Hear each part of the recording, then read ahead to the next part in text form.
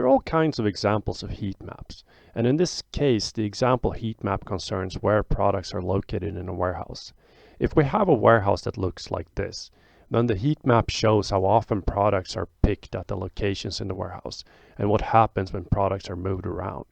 The aim in this particular example is to move the most picked products, as in the hottest products, closer to depot, which is the square at the bottom. And the bar on the right shows how much one could save in terms of distance traveled, for example, if this is done. This video is not about warehouses though, it just happens to be the data used. And now I'll go through how to make this animation. So I'm doing this in PyCharm, and here are the imports. Random seeds are set right here and only here to keep things simple.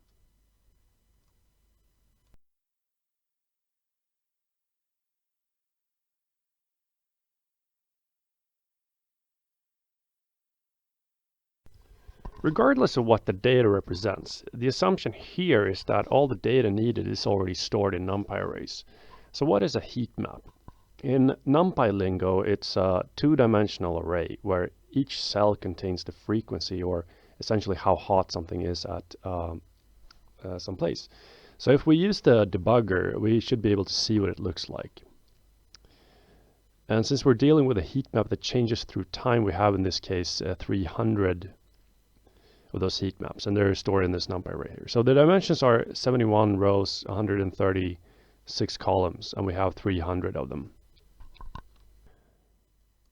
The second file is this heat map scores. So assuming that each of these 300 heat maps represent some value of how good it is in terms of a single value, it's pretty nice to be able to show how this value changes through time, and as I showed earlier, it's going to be plotted in a bar chart. And the third and last file is this background pic, a picture of the warehouse. It's loaded in using imread. One detail is that it should have a transparency layer, so PNG is better than JPEG. I'll get to that later. Now I'm going to go through all the code that runs before the animation starts. So for a given animation, I use frames underscore stop and start, so that I don't have to run the whole animation every time I want to test something. Write is 0 or 1 and says whether the animation should be written to a file or animated live. FPS, frames per second, so it's 40 and there are 300 heat maps, so the whole animation is going to last around 7 seconds. If the animation is going to be written to a file, here's the code I use for that. Then I init the figure, and since there are two plots within the figure, or ax objects, one on the left and one on the right, I use this plt.subplots. I want one row and two calls, set the fig size, then I use this grid spec argument to give the ratio of how much space the two subplots should occupy. So the heat map on the left will take up 3/4 of the space, and the bar on the right will take up 1/4.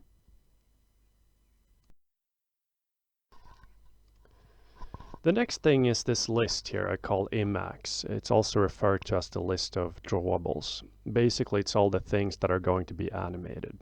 The first thing I'll add to it is a matplotlib rectangle patch for the bar. And one could have used some other thing instead of a rectangle, but I think this is the easiest. Don't involve some plt.bar library or some other weird thing. Just keep it as simple as possible. The first tuple is where the bar starts on an XY plane, the second is the width, and the third is the height.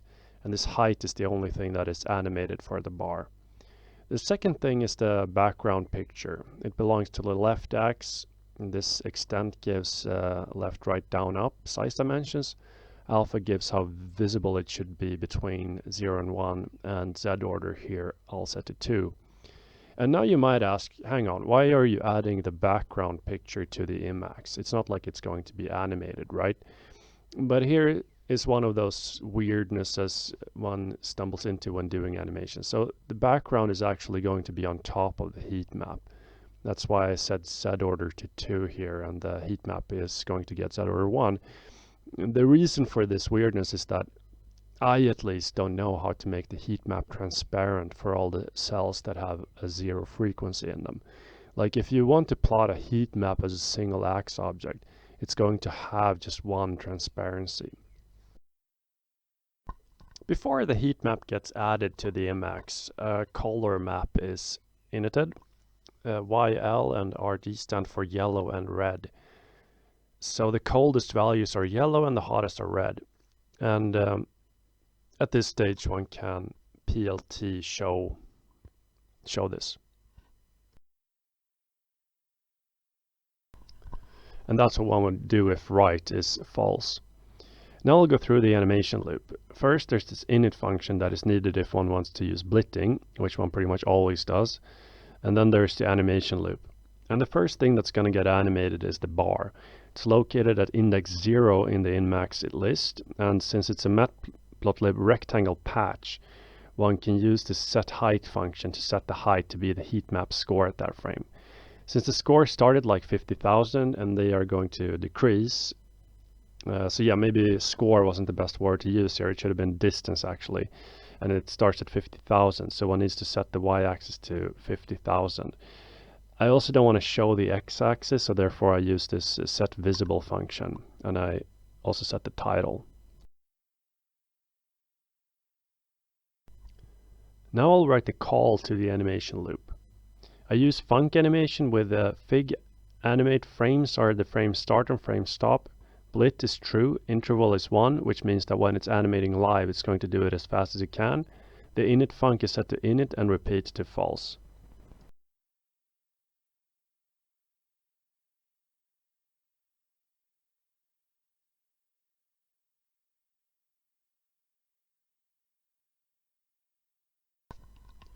Right, next thing is to animate the heat map. And now there's another weird thing.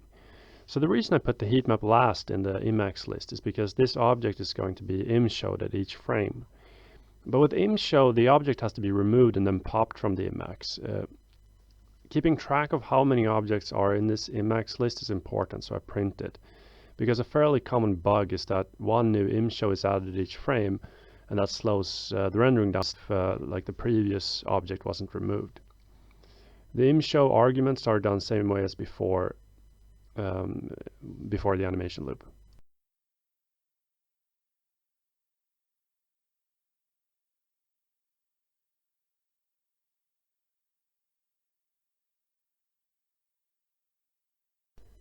Now it's pretty much done.